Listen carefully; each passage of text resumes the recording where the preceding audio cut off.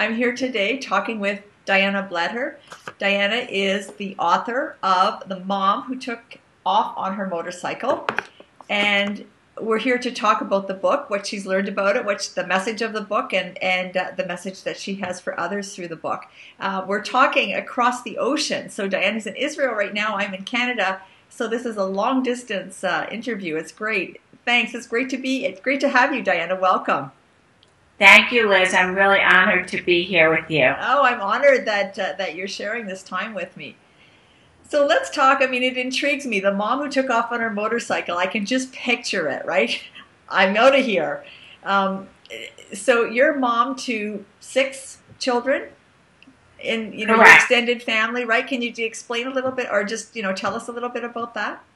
Well, I wanted to share why I decided to take off on my journey, which was because of the kids. At my four kids and my 2 stepkids, and I have an unofficially adopted daughter from Ethiopia, and they were all leaving home, and I was really at a crossroads in my life, and I wanted to find something new and dramatic to do. And it was about that time that I was standing in the parking lot of Starbucks, and I saw a woman on her motorcycle, and I was intrigued, and I went to talk to her, and she said she was on her way to Alaska alone.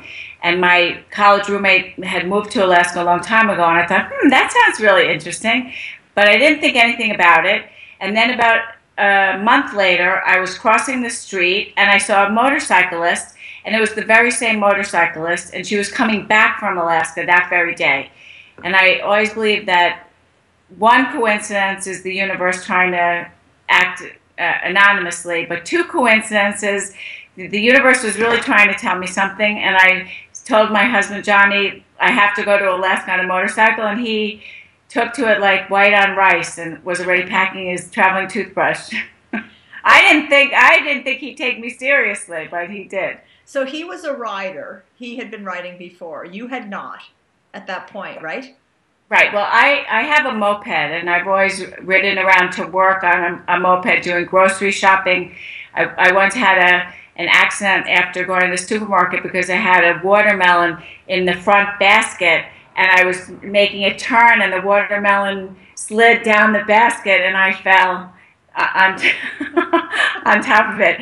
And I've ridden a lot on his motorcycle. He had a Harley and a big dog, but I was totally like one of those oblivious girls on the back of the bike. I just never thought I would ever ride a motorcycle, even though I have a scooter, and I had no idea what he was doing with his foot. His left foot. There's 2, yeah. So, all due respect, so riding around on a scooter or even as a passenger is so far, it's such a leap to learn to ride your own motorcycle and then take it to Alaska for your first trip. My goodness. Did you have any idea what you were getting into? No, and I'm glad that I had no idea what I was getting into, because I don't know if I would have done it. But Johnny had this friend who I call Mr. X in the book. He's this big, tough motorcycle dude, and he sat me down and he said, Diana, there's no way you can do this trip. You can't possibly get on a motorcycle and ride to Alaska. That's what I would have said to you. A lot of people said that too. My mother stopped talking to me. But I had to, once I decided to do it, I'm very determined, and I couldn't not do it. I had to prove him wrong. I can see that, and that certainly comes out, and certainly from an experienced rider's perspective, I'm thinking, oh my God, the determination and the persistence, the tenacity that you showed in that, the courage, it's just amazing that you actually did that, because you didn't know what you were getting in for. Right. And I didn't feel courageous at all. I really had to draw deep on my courage. And that was one thing I learned, and I hope that readers get a sense of that I really believe that fear is like walking through a burning room. And I had to walk through those flames, and I found my braver self on the other side of the fire. And that's an incredible thing. And that's something that I think is amazing about riding a motorcycle. So starting off, it is, I have to agree with you, and that certainly comes through loud and clear in the writing that you do in the stories. Starting off though, even aside from the motorcycle, camping. and being alone with your husband for an extent for 51 days, when you had this was, you've raised your family and you've had your children around, and so being together for that extended period of time, and you new on a motorcycle. I mean, there's a lot of stressors there in that that you've, like, I could tick off quite a few major stressors right there, alone from going to Alaska for your first trip. Right. So how did you manage that? We never had even a first honeymoon, because when we got married, we all had all the kids.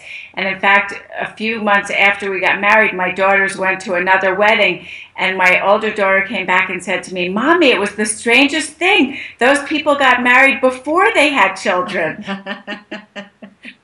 She had no idea. So this was really our honeymoon, and we had all these kids and distractions. So that was also a big deal for us. Wow. So, but didn't that put it to, I mean, didn't you feel that strain on it? I mean, how did you manage that at first, especially getting started when there's so much new? I felt almost, if I was in that position, I would have felt overwhelmed.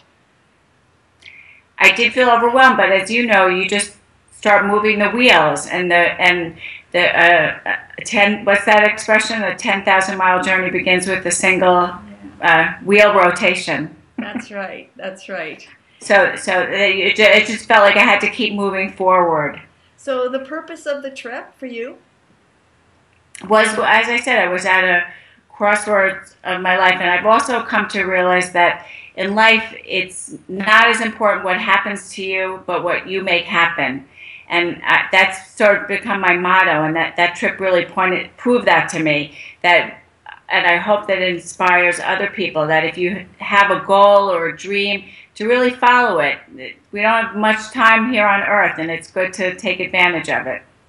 It sure is, and it's something that, I'm certainly more aware of all the time, because, you have limited years in front of you, so it is important to take that time. Well, you made the most of those 51 days, that's for sure. Right. What was a favorite experience on that trip? Well, my favorite experience is being able to lift up my left hand and wave to the motorcyclist passing by. I have Johnny, my husband, has a friend, Ralph, who's also a motorcyclist, and we once had a bet, because he always gave this really cool wave, and I said, "Why don't you wave like this, like howdy doody wave?"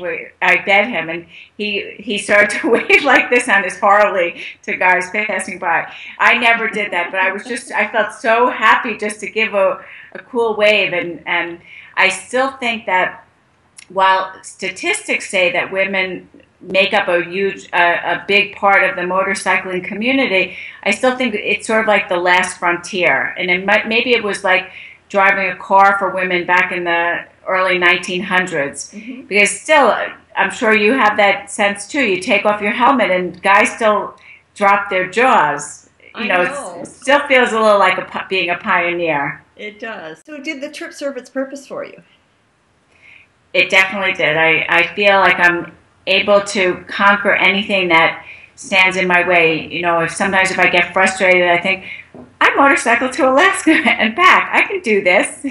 So it's definitely spiked my courage and makes me feel that I can sit on a motorcycle for 51 days, and I can also stand on my 2 feet, and it's a remarkable feeling. That's an amazing way of putting it. What was the hardest part about the trip? Good question. The hardest part, I think, was not being able to blow my nose when I got to Alaska, and I had tears streaming down my face. I was so excited and happy, and for some reason, it hadn't dawned on me, when you have a motorcycle helmet on, you can't stick your finger up there to wipe your eyes. So that was the short answer. I just was when I was reading your story, and listening to all your experiences, and looking at it again from the perspective of a new rider, and thinking, if she had any idea what, it's good that you did it, like you mentioned before. Sorry, go ahead. No, I also want to say that I used to see, these Harley riders, and I thought, they're just going out to have a drink or two, God forbid, because that's so dangerous. But, and I realized that motorcycle riding it felt like real meditation for me. I felt like I was in a moving monastery because it was like meditating with my eyes wide open. You have to sit really perfectly still and so focused on the road and inside your own head. I didn't have music most of the time, and really just concentrating, and it does something to me. I felt like it was really meditative and not only challenging physically, but also mentally and spiritually and emotionally. So that is something that I wasn't aware of about motorcycling long distance. And I think there is something there that has to do with being, going a long distance and being out in nature and being away from civilization. You were certainly out in nature, and you were away. You were in remote areas for a lot of the time. Yes, the Alaska Highway, it's amazing that it's still so remote. It still feels like a frontier trail, and a lot of the places that you think you're going to get to, and I just was waiting for that cup of coffee, and they're closed, and it's a challenge. The trip wasn't really about motorcycling, though. It was about more, something for yourself and learning about yourself. Are you continuing to motorcycle, or did you find the motorcycle part of it was just really, pardon the pun, but a vehicle to somewhere else inside of yourself? That's a very good question. I especially like the pun on the vehicle. Well, Zen in the Art of Motorcycle Maintenance, the trip, he was only gone for, I think, about 2 weeks. So the motorcycling reverberates. I think the actual trip still reverberates, and I think that's an incredible thing.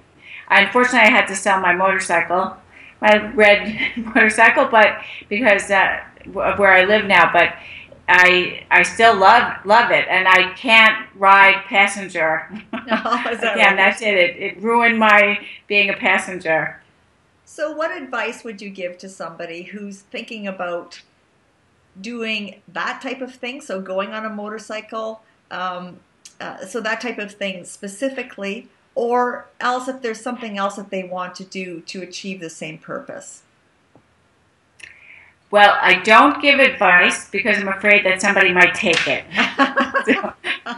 So I only share my experience and my hope that my book inspires you to follow your dreams, because maybe you don't want to ride a motorcycle even down the block, but maybe you do have dreams, and I hope that the mom who took off on her motorcycle inspires you to follow your dreams.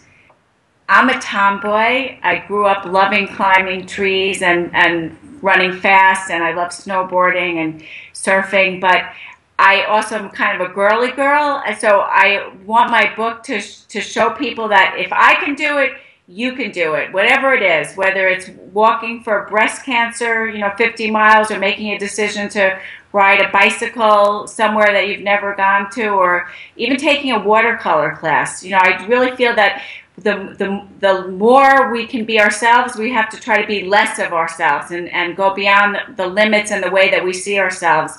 And that's something that, that I wanted to show even with the book, the title, that it's the mom who took off on her motorcycle, two disparate images that kind of work together, that we can be contradictions even of ourselves. Being a mother is very draining because you feel like you just give everything to your kids. So this was really the first time that I did something for myself and with my husband, just for ourselves, and I think that was really important.